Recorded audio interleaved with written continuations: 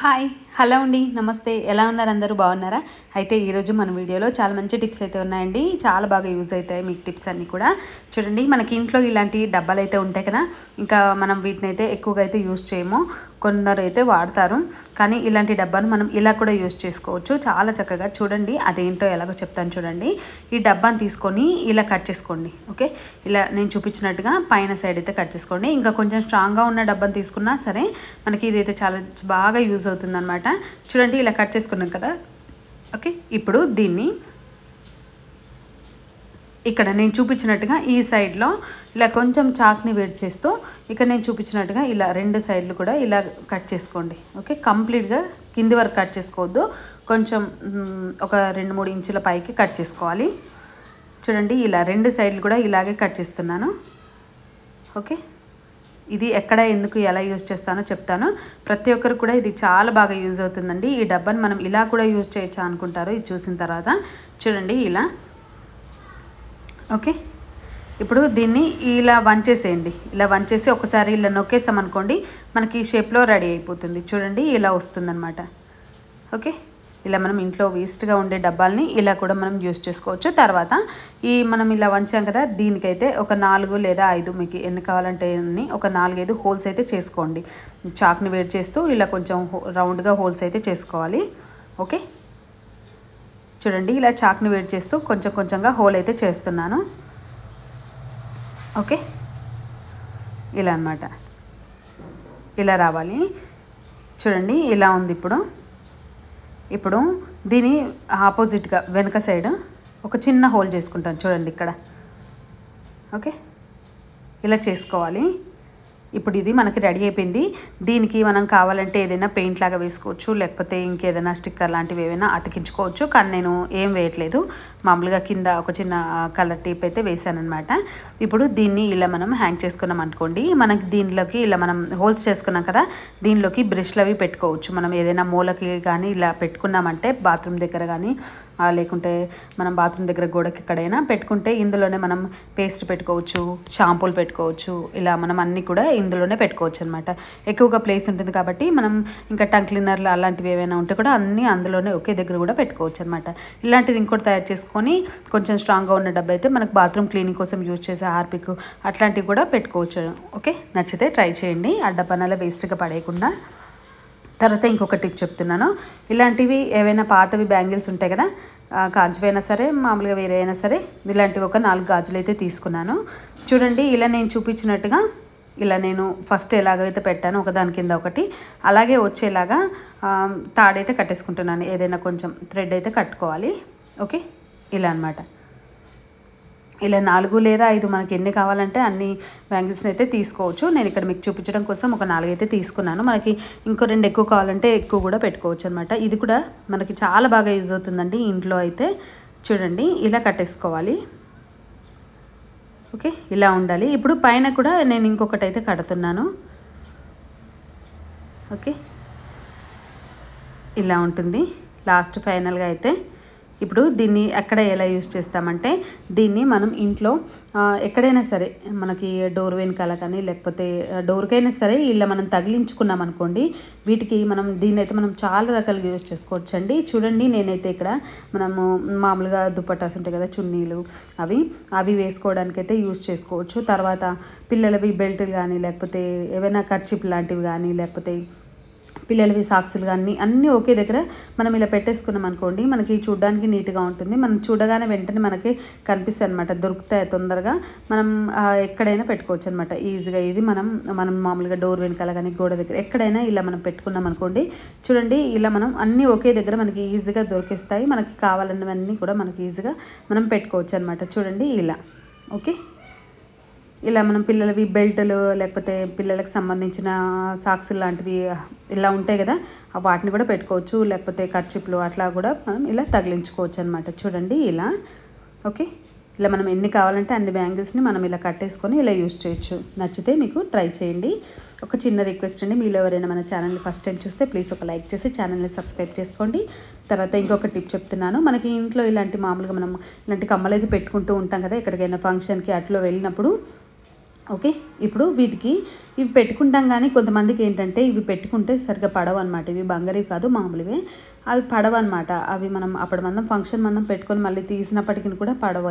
ఏంటంటే ఆ చెవు వెనకాలంతా దురద వస్తుంది, తర్వాత అంతా కొంచెం కురుపుల్లాగా అయ్యి కొంచెం అంతా ఇన్ఫెక్షన్ లాగా వస్తుంది కదా. అలా రాకుండా ఉండాలంటే అవి పెట్టుకునే ముందు ఆ కొంటికి కొంచెం విక్స్ పెట్టేసేయండి. విక్స్ పెట్టిన తర్వాత మీరు చెవులోకి పెట్టుకున్నారనుకోండి, మనకి ఎలాంటి ఇన్ఫెక్షన్స్ అట్లా ఏమి రాకుండా ఉంటాయి, దురద కూడా పెట్టకుండా ఉంటుంది, నీట్గా ఉంటుంది. నచ్చితే ట్రై చేయండి.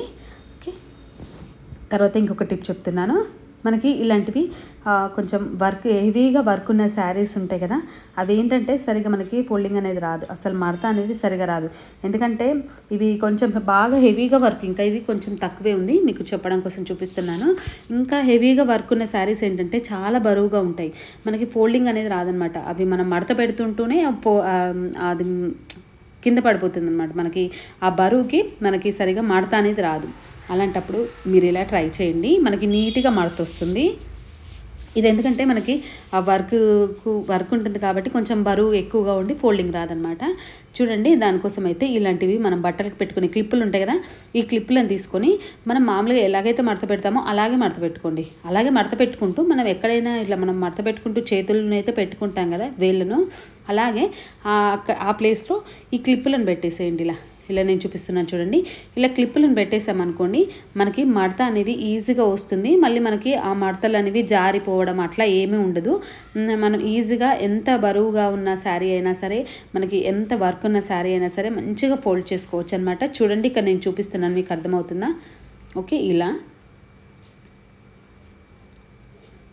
నచ్చితే మీరు ఇది ట్రై చేయండి. చూడండి, ఇలా ఇక్కడ నేను చూపిస్తాను చూడండి. ఇప్పుడు ఈ 4 మడతల్ని కూడా నేను ఇలా పట్టేసుకొని మనం చేతితో పట్టుకుంటే ఒక్కోసారి ఆ బరువుకి జారిపోయి మనకి ఆ లోపల ఉన్న క్లాత్ కింద పడిపోయి మడత అనేది రాదు కదా. అలాంటప్పుడు ఇలా ట్రై చేయండి. ఇలా క్లిప్పులు పెట్టేస్తూ మనం ఇలా మడత పెట్టేసామనుకోండి, మనకి మడత అనేది నీట్గా వస్తుంది. నచ్చితే ట్రై చేయండి. తర్వాత ఇంకొక టిప్ చెప్తున్నాను. ఆలుగడ్డను మనం కర్రీస్లోనే కాకుండా మనం ఇలా కూడా యూజ్ చేయండి. మనకి ఆలుగడ్డ అనేది చాలా బాగా యూజ్ అవుతుందండి, మన ఫేస్కి మంచిగా యూజ్ అవుతుంది. చూడండి, దీన్ని అయితే ఒక మంచి బ్యూటీ టిప్ అయితే చెప్తున్నాను. దీంతో ఇలా ఆలుగడ్డను అయితే కొంచెం తురిమేసుకోండి. మనం మామూలుగా కొబ్బరి తురిమేది ఉంటుంది కదా, దాంతో తురిమేసుకోండి. ఇప్పుడు దీనిలో ఉన్న రసాన్ని ఈజీగా వస్తుంది. ఇప్పుడు మనం ఇలా మామూలుగా చేతితో పిండితే ఈజీగా రసం అయితే వచ్చేస్తుంది. మనం కొంచెం కావాలి కాబట్టి మనకి ఇలా పిండేస్తే సరిపోతుంది. మనం మిక్సీ అట్లా వేయాలని అవసరం లేదు. ఇలా పిండేసిన తర్వాత ఇప్పుడు ఇందులో కొంచెం కాఫీ పౌడర్ వేయండి. ఓకే, ఇది ఎందుకంటే చాలామందికి ఏంటంటే సరిగ్గా నిద్ర లేకపోయినా మనం ఎక్కువగా ఫోన్లో అట్లా చూస్తూ ఉంటే ఏంటంటే మనకి కళ్ళ కింద నల్లగా వచ్చేస్తుంది. ఓకే, మనం నిద్ర లేకపోయినా కూడా మన కళ్ళ కింద నల్లగా కనిపిస్తుంది కదా, ఆ ప్లేస్లో ఇలా తయారు చేసుకునే ఆలుగడ్డ రసంలో కొంచెం కాఫీ పౌడర్ వేసి కొంచెం కాటన్ తీసుకొని మన కళ్ళ కింద ఎక్కడైతే నల్లగా ఉందో ఇందులో కొంచెం పసుపు కూడా వేసుకోవాలి. ఓకే, తర్వాత కాటన్ తీసేసుకొని మన కళ్ళ కింద ఎక్కడైతే నల్లగా ఉందో ఆ ప్లేస్లో మనం కాటన్తో ఇలా కొంచెం నేను ఇక్కడ చూపిస్తున్నాను చూడండి, ఇలా రఫ్ చేస్తూ ఉండండి. ఇలా చేయడం వల్ల ఏంటంటే ఆ కళ్ళ కింద ఉన్న నలుపు అనేది తగ్గిపోయి మంచిగా నీట్గా కనిపిస్తుంది అనమాట. మనకి ఆ కళ్ళ కింద ఉన్న నలుపు అనేది తగ్గిపోతుంది. ఓకే, ఇలా అనమాట. నచ్చితే ఇది ట్రై చేయండి. ఓకే, ఇలా. తర్వాత ఇప్పుడు ఇంకొక టిప్ చెప్తాను. ఇలాంటి శారీస్ ఏంటంటే మనం ఎక్కడికైనా ఫంక్షన్కి అట్లా వెళ్ళినప్పుడు ఏంటంటే శారీస్ ఇలాంటివి కట్టుకుంటూ ఉంటాం కదా, మనకి హడావిల్లో ఒకసారి మనం కొంగు పిన్ను పెట్టుకోవాలి. కొంగు పిన్ను పెట్టుకునేటప్పుడు మనకి ఆ పిన్నీస్ అనేది కొంచెం సరిగా గుచ్చుకోదనమాట, లోపలికి దిగదు. ఒక్కొక్కసారి ఏంటంటే హడావిల్లో ఉన్నప్పుడే ఇలాంటిది ఎక్కువగా జరుగుతూ ఉంటుంది. మళ్ళీ మనకు పిన్నీస్ కావాలంటే ఇంకోటి దొరకదు. ఇంకా అలాంటి టైంలో మీరు ఇలా ట్రై చేయండి. చూడండి, లోపలికి అస్సలు దిగదనమాట. ఇది చిన్నగా ఇంత లోపలికి గుచ్చినా కూడా సరిగా దిగదనమాట. అలాంటప్పుడు మీరు ఇలా ట్రై చేయండి. చూడండి, మనకి ఇంట్లో ఇలా సబ్బులు అయితే ఉంటాయి కదా, ఈ సబ్బుకి ఇలా గుచ్చేసేయండి. ఓకే, 1-2 సార్లు ఇలా గుచ్చేసి పిన్నీస్ని తర్వాత మీరు శారీకి పెట్టుకోండి. మనకి ఆ క్లాత్లోకి ఆ పిన్నీస్ అనేది ఈజీగా లోపలికి అయితే వెళ్ళిపోయి మనకి ఇంకేం ప్రాబ్లం ఉండదు. ఈజీగా అయితే మనం శారీ పిన్ అయితే పెట్టుకోవచ్చు అనమాట. చూడండి, ఇలా 2-3 సార్లు గుచ్చిన తర్వాత మనకి ఈజీగా లోపలికి అయితే దిగుతుందనమాట. ఇప్పుడు ఎన్ని చిన్నగా మనం శారీస్ కట్టుకునేటప్పుడు కొన్ని కొంగులు అయితే చిన్నగా పెట్టుకుంటాం కదా, స్టెప్స్ అయితే ఎక్కువగా మడతలు వస్తూ ఉంటాయి. అలాంటప్పుడు ఈ పిన్నిస్ అనేది దిగదనమాట. అలాంటప్పుడు మీరు ఇలా ట్రై చేయండి, ఈజీగా మనకి పిన్నిస్ అయితే దిగుతుంది, మనం ఈజీగా పెట్టుకోవచ్చు అనమాట. చూడండి, ఇలా. ఓకే, ఎన్ని మడతలైనా ఈజీగా పెట్టేసుకోవచ్చు. నచ్చితే ట్రై చేయండి. ఓకే, తర్వాత ఇంకొక టిప్ చెప్తున్నాను. మనం ఎప్పుడైనా బ్యాంగిల్స్ వేసుకోవాలంటే ఒక్కోసారి మనకి చేతులకి ఎక్కవన్నమాట. కొన్ని బ్యాంగిల్స్ ఏంటంటే కొంచెం చిన్నగా ఉన్న మనకి తొందరగా ఎక్కవు కదా, అలాంటప్పుడు ఇలా ట్రై చేయండి. కొంచెం వ్యాజ్లిన్ ఏదైనా సరే కొంచెం వ్యాజ్లిన్ తీసేసుకొని ఆ చేతికి మనం బ్యాంగిల్ వేసుకునే ముందు కొంచెం చేతికి అలా మనం రాసేసుకోండి ఇలా. ఓకే, ఇలా రాసేసిన తర్వాత చేతంతా కొంచెం రాసుకున్న తర్వాత బ్యాంగిల్స్ వేసుకోండి. గాజులు వేసుకుంటే ఏంటంటే మనకి ఆ సాఫ్ట్గా ఉంటుంది కదా, స్మూత్గా జారుతుంది అనమాట. బ్యాంగిల్స్ అనేవి స్మూత్గా జారి మనకి చేతికి వేసుకోవడానికి ఇబ్బంది లేకుండా ఈజీగా వేసేసుకోవచ్చు. తర్వాత ఇందులోనే ఇంకోటి ఏంటంటే కొన్ని ఉంగరాలు ఏంటంటే ఒక్కోసారి ఇలా గట్టిగా బిగుసుకుపోతూ ఉంటాయి, అస్సలే రావు, ఎంత టైట్గా ఉంటాయి, వేళ్ళంతా నొప్పి వచ్చేస్తూ ఉంటుంది. అలాంటప్పుడు కూడా ఇలా కొంచెం వ్యాజ్లిన్ని ఆ ఉంగరం దగ్గర ఇలా పెట్టేసేయండి. ఓకే, ఇలా వేలికి పెట్టేసి మెల్లిమెల్లిగా ఉంగరం పైకి లాగండి. కొంచెం మనకి ఆ సాఫ్ట్గా ఉంటుంది, జారుతూ ఉంటుంది కాబట్టి వ్యాజ్లిన్ అనేది ఈజీగా బయటకైతే వచ్చేస్తుంది అనమాట రింగ్ అయితే. చూడండి ఇలా. ఓకే, నచ్చితే ట్రై చేయండి. ఒక చిన్న రిక్వెస్ట్ అండి, మీలో ఎవరైనా మన ఛానల్ని ఫస్ట్ టైం చూస్తే ప్లీజ్ ఒక లైక్ చేసి ఛానల్ని సబ్స్క్రైబ్ చేసుకోండి. తర్వాత ఇంకొకటి, మన ఇంట్లో ఇలాంటి డ్రై ఫ్రూట్స్ అయితే తెచ్చుకుంటూ ఉంటాం కదా, ఇలాంటివి సీసాలో మనం ఇలా డబ్బాలో ఎలా స్టోర్ చేసి పెట్టుకుంటాము. కాకపోతే మనకి ఇప్పుడు ఈ చలికాలంలో ఈ బాదం కాజు అనేవి కొంచెం మెత్తబడిపోతూ ఉంటాయి, కొంచెం పాడవుతాయి అన్నమాట తొందరగా, అవి మెత్తగా వచ్చేస్తూ ఉంటాయి. అలాంటప్పుడు కొన్ని బియ్యపు గింజలు మనం డ్రై ఫ్రూట్స్ పెట్టుకునే ఈ డబ్బాలో కొన్ని బియ్యపు గింజలు వేసేసి మూత పెట్టేసామనుకోండి, ఇంకా అలాంటి ప్రాబ్లం అయితే ఉండదు. నచ్చితే ట్రై చేయండి. తర్వాత ఇంకొకటి, ఎప్పుడైనా మనం కిచెన్లో ఎక్కువగా నాన్ వెజ్ వండినప్పుడు కానీ లేకపోతే మామూలుగా ఏదో రకంగా స్మెల్ వస్తుంది అన్నప్పుడు మీరు ఇలా ట్రై చేయండి, చాలా మంచి రిజల్ట్ ఉంటుంది. చూడండి, ఒక పెనం పెట్టేసుకోండి, స్టవ్ సిమ్లో పెట్టుకోండి. స్టవ్ సిమ్లో పెట్టేసుకొని కొంచెం కాఫీ పౌడర్ వేసుకోండి. మనం మామూలుగా కాఫీ చేసుకుంటాం కదా పౌడర్, ఏదైనా సరే బ్రూ కానీ ఏదైనా సరే కాఫీ పౌడర్ని కొంచెం వేసుకోండి. ఇక్కడ నేను చూపిస్తాను చూడండి. ఓకే, ఎప్పుడైనా మనకి కిచెన్లో ఇల్లంతా కూడా బ్యాడ్గా స్మెల్ వస్తుంది, కిచెన్ అంతా కూడా నాన్ వెజ్ వండినప్పుడు ఒకలాగా స్మెల్ వస్తుంది కదా, మంచి స్మెల్ రావడం కోసం ఇలా ట్రై చేయండి. కొంచెం కాఫీ పౌడర్ ఆ పెనం మీద వేసేసుకొని కొంచెం సేపు వేయించండి అంతే. ఆ కాఫీ పౌడర్ ఎక్కువగా అవసరం లేదు, కొంచెం వేయండి కాఫీ పౌడరు.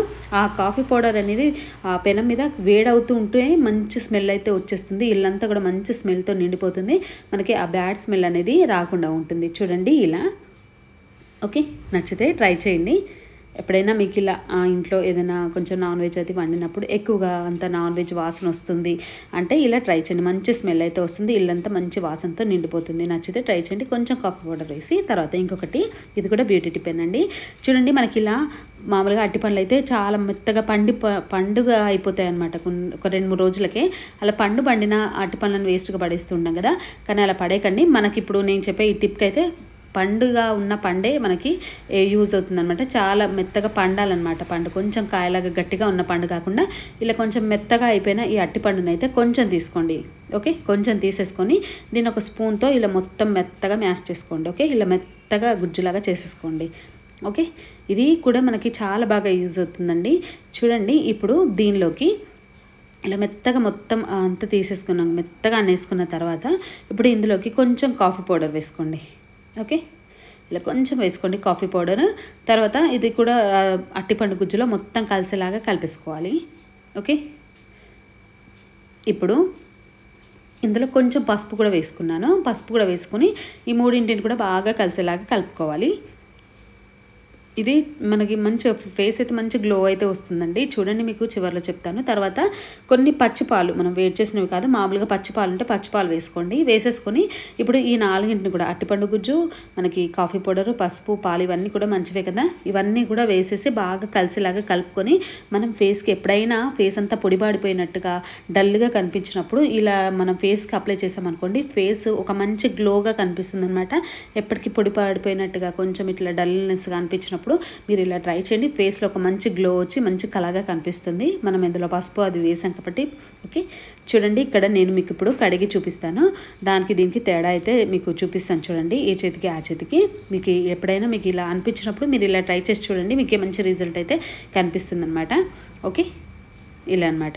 నచ్చితే ట్రై చేయండి. తర్వాత ఇంకొక టిప్ చెప్తాను. మనం మామూలుగా అయితే మనకి ఇంట్లో ఇదైతే ఖచ్చితంగా అందరు తెలుసుకోవాల్సింది ఏంటంటే, మామూలుగా సబ్బు, ఏ సబ్బు అయినా సరే మనం మామూలుగా ఒంటికి పెట్టుకునే సబ్బులు ఏవైనా సరే తీసుకొని దానికి ఇలా అగ్గిపుల్లల్ని గుచ్చేసేయండి. ఇక్కడ నేను చూపించినట్టుగా అగ్గిపుల్లల్ని అయితే గుచ్చేసేయండి.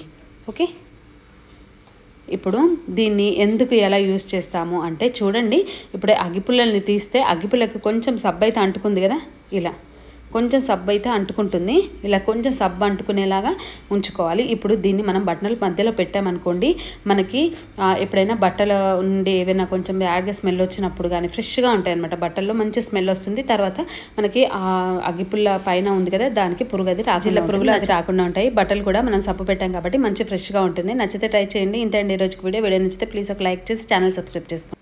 Thank you.